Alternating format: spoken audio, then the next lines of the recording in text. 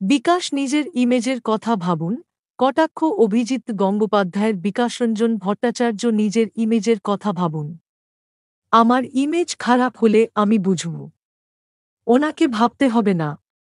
মঙ্গলবার স্বেচ্ছায় পদত্যাগ করার পর সাংবাদিকদের মুখোমুখি হয়ে আইনজীবী এবং সিপিএম নেতা বিকাশরঞ্জন ভট্টাচার্য প্রসঙ্গে এই মন্তব্য করেন হাইকোর্টের প্রাক্তন বিচারপতি অভিজিৎ গঙ্গোপাধ্যায়। সাংবাদিকদের প্রশ্ন ছিল, বিকাশরঞ্জন ভট্টাচার্য বলছেন, আপনি যেভাবে স্বেচ্ছায় বিচারপতি পদ থেকে পদত্যাগ করে রাজনীতিতে যোগ দিলেন, এতে আপনার ইমেজ ক্ষুণ্ণ হবে। তাতেই একদা আইন পেশায় সিনিয়র প্রসঙ্গে এই মন্তব্য করেন অভিজিৎ গঙ্গোপাধ্যায়। তিনি আরও জানান, আগে থেকেই তিনি বিজেপির সঙ্গে কথা বলেছিলেন, যোগাযোগ রাখছিলেন। বৃহস্পতিবার বারাসতে প্রধানমন্ত্রী নরেন্দ্র মোদীর হাত থেকে পতাকা নিয়ে বিজেপিতে জয়েন করছেন তিনি বলে জানান অভিজিৎ গঙ্গোপাধ্যায়। সিপিএমের উদ্দেশ্যে অভিজিৎ গঙ্গোপাধ্যায় বলেন, আমি ধর্ম ঈশ্বরের বিশ্বাস করি, তাই ওদের সঙ্গে জয়েন করিনি। কংগ্রেস দল প্রসঙ্গে এবং সেখানে যুক্ত না হওয়ার বিষয়ে অভিজিৎ গঙ্গোপাধ্যায়ের যুক্তি হল, জাতীয় কংগ্রেস একটা পরিবার কেন্দ্রিক দল, তাই ওইখানে জয়েন করিনি।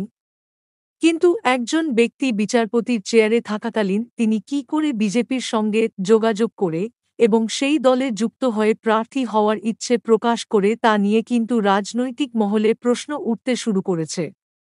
কারণ মঙ্গলবার সাংবাদিক সম্মেলনে অভিজিৎ গঙ্গোপাধ্যায় নিজেই স্বীকার করেছেন তিনি বিজেপির সঙ্গে যোগাযোগ করছিলেন, তার কথা হয়েছে এবং তিনি সেখানে প্রার্থী হতে ইচ্ছা প্রকাশ করেন এবং তাদের কথা মতোই তিনি বিজেপিতে যোগ দিচ্ছেন।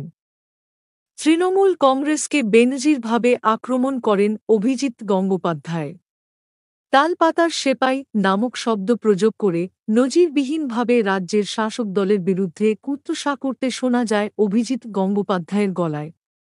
এমনকি সন্দেশখালি ঘটনা সিবিআইকে তদন্তের জন্য দেওয়া উচিত বলে সাংবাদিক সম্মেলনের শেষে মন্তব্য করতেও শোনা যায় অভিজিৎ গঙ্গোপাধ্যায়কে।